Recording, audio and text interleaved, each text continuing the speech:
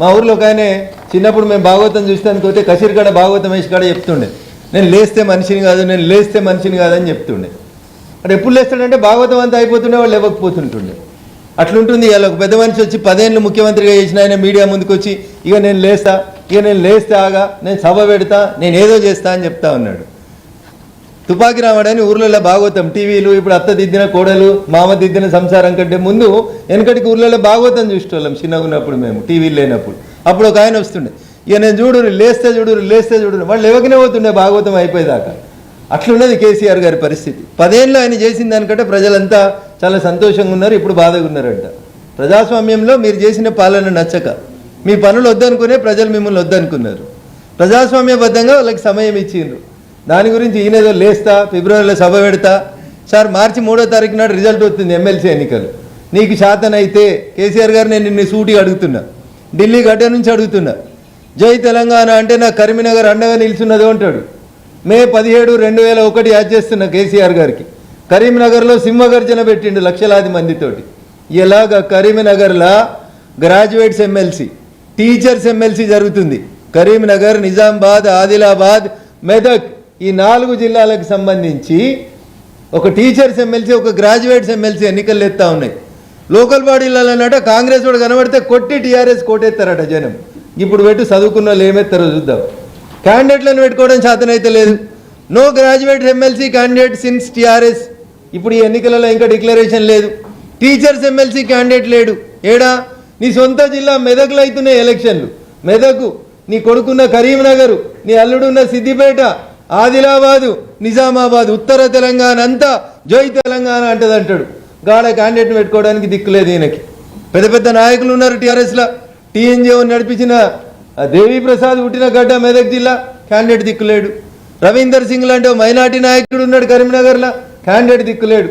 కానీ ఏమి దిక్కులేని వరంగల్, నల్గొండ, ఖమ్మంల పక్క పార్టీకి వెళ్ళి అద్దె పార్టీకి వెళ్ళి అభ్యర్థిని తెచ్చుకొని 60 కోట్లు పెడతారు ఒక ఆయన కోసం. వీళ్ళు అద్దె పార్టీకి వెళ్ళి అభ్యర్థిని తెచ్చుకొని 60 కోట్లు పెట్టి నియోజకవర్గానికి ఎమ్మెల్యేని పెట్టి చేతులు కలుసుకురాడ. ఇక్కడ సొంతూరులే క్యాండిడేట్ని పెట్టేందుకు దిక్కులేదు, దివానం లేదు. దీనికి టీచర్స్ క్యాండిడేట్ లేడు, గ్రాడ్యుయేట్స్ క్యాండిడేట్ లేడు, ఆడ జరుగుతున్న నల్గొండలు జరుగుతున్న ఇంకో టీచర్స్ క్యాండిడేట్ లేడు. కానీ ఇక నేను లేత్తాగా జనం కాంగ్రెస్ అంతమంటూరు. మరి క్యాండిడేట్ని పెట్టు, గ్రాడ్యుయేట్ ఎమ్మెల్సీల క్యాండిడేట్ని పెట్టు. మార్చి 3వ తారీఖు నాడు రిజల్ట్ వస్తుంది. నువ్వేందో నీ పార్టీకి ఉన్న ఓట్లేందో తెలుస్తాయి. చదువుకున్న వాళ్ళు ఏమనుకుంటారు, టీచర్లు ఏమనుకుంటారు, వకీళ్ళు ఏమనుకుంటారు, డాక్టర్లు ఏమనుకుంటారు, డబుల్ బెడ్రూమ్ కట్టిస్తాను ముంచిన జర్నలిస్టులు ఏమనుకుంటారు, ఒకసారి తెలుస్తుంది కదా. ఒక్క క్యాండిడేట్లు పెట్టుకోవడానికి శాత కాదు. కానీ ఇక లేతున్నా లేవు సార్, జల్దీ లేవమని అడుగుతున్నాం. ఆడ అద్దెకి తెచ్చి 60 కోట్లు పెట్టినావు కదా, ఇక్కడ సొంత వాళ్ళని పెట్టేందుకు ఎందుకు మనసు వస్తలేదని నేను టీఆర్ఎస్ పార్టీని అడుగుతున్నా.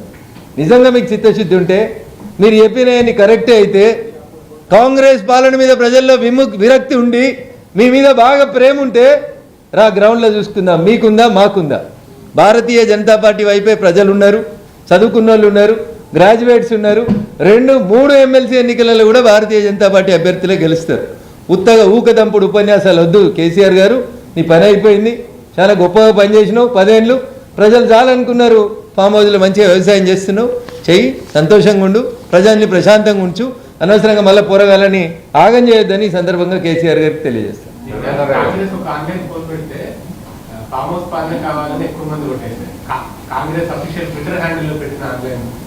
సో ఏం జరుగుతుందంటే మీరు అందరూ అర్థం చేసుకోవాల్సింది ఏంటంటే, యువరాజు గారు ఓడిపోయిన తర్వాత జ్ఞానోదయం జరిగినప్పుడు ఒక మాట చెప్పిండు, మేము 30 మెడికల్ కాలేజీలు పెట్టి తప్పు పని చేసినాం, 30 యూట్యూబ్ ఛానల్ పెట్టుకుంటుండే మంచిగా ఉంటుండే అని అన్నాడు.